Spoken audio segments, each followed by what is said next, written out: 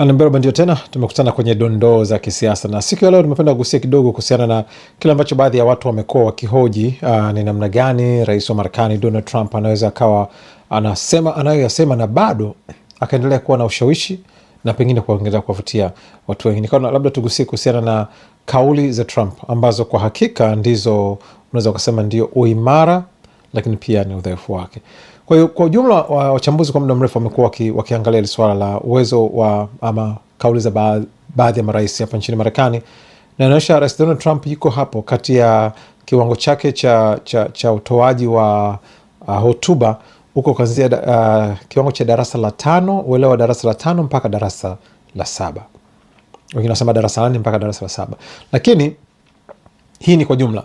Wanasema ukiangalia muundo, kwa sababu hapa kuna swala la delivery kwa maana jinsi ambavyo anatoa hotuba zake, lakini kuna jambo la pili ambalo ni muundo mzima wa hotuba zake kwa maana ya urefu wa sentensi, lakini pia matumizi ya sarufi ambao unakuwepo katika zile sentensi, na kuna kuja na swala zima la midondoko, na hii ni katika upande wa delivery. Na katika hilo wanasema kwamba yuko kati ya darasa la 5 mpaka darasa la 4 mpaka la 6 hivi. Kwa hiyo ni chini ya darasa la 6 pale ndipo ambapo anawekwa. Na watu wengi wamekuwa wakiangalia kwa nini anakuwa akizungumza anavyozungumza.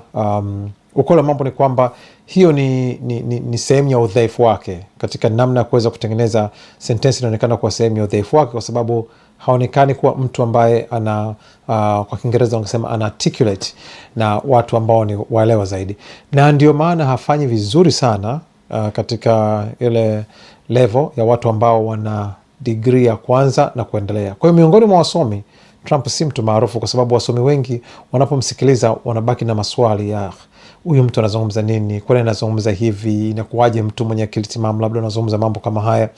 Lakini pia wataalamu hao wanasema watafiti wanasema kwamba lugha anayotumia na namna anavyowasilisha taarifa zake, kiwango cha kati ya darasa la 4 na darasa la 6 ni kiwango ambacho kinashika mambo mawili makubwa: hisia, lakini pia wakati mwingine ni kuaminiwa na watu katika ngazi ambao ndio wengi.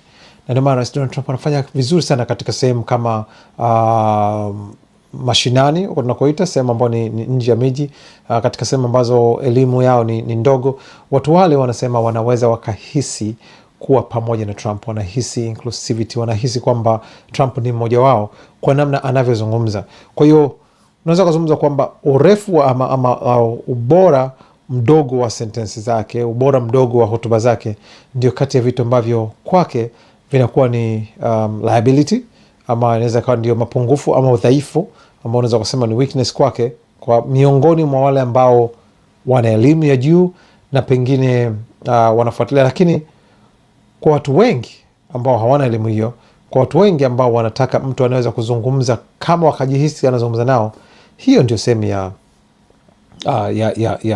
ya uimara wake.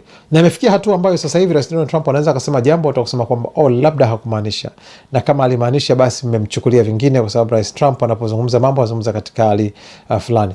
Amekuwa na namna ambayo anaweza akasema jambo likaonekana fika kabisa kwamba hakuwa amelifikiria. Kwa mfano ni alipokuwa akiulizwa kuhusiana na mafuta, swala la mafuta nchini Iran, akasema kwamba katika swali nafikiri ni mimi nani atakayekuwa na control mafuta, akasema sana sana itakuwa labda ni mimi na Ayatollah, yoyote ambaye watamchagua kwa Ayatollah ni mimi, na akaanza kuelezea.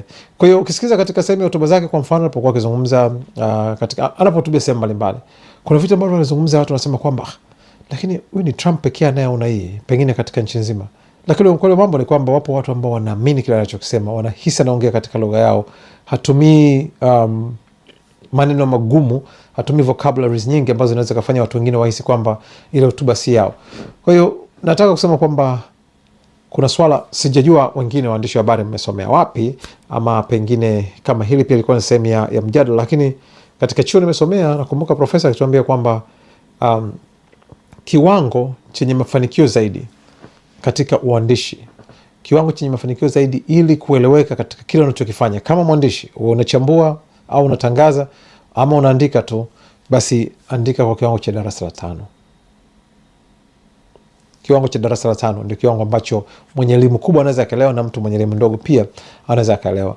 Kwa hiyo kama yupo katika range ya darasa la 4 mpaka la 6 katika speech zake, unaweza ukaona kwamba ndio maana anaeleweka na wengi, na pia ni mtu ambaye anasisitiza sana katika kile ambacho anakiamini, hata kama anaweza kuwa na uhakika kabisa kwamba sio kweli, lakini yeye kama anakiamini na anataka watu wakiamini, anaendelea kusisitiza kwa lugha nyepesi, kwa lugha ambayo anasema kwamba ina draw emotions, inavuta hisia na kuwafanya watu wahisi kwamba yeye ni miongoni mwao. Kwa hiyo kuna swala la kukaribishwa na lugha yake, lakini kuna swala la kuhisi kwamba wewe ni mmoja wapo, kwamba kuna welcoming language na belonging language, kusema kwamba huyu ni mwenzangu, mimi na yeye tunaishi pamoja, mimi na yeye tunaelewana, mimi na yeye tuna maana moja, mimi na yeye tumekulia pamoja. Yani anachokizungumza namsikiliza yeye, lakini kama anajiona mimi.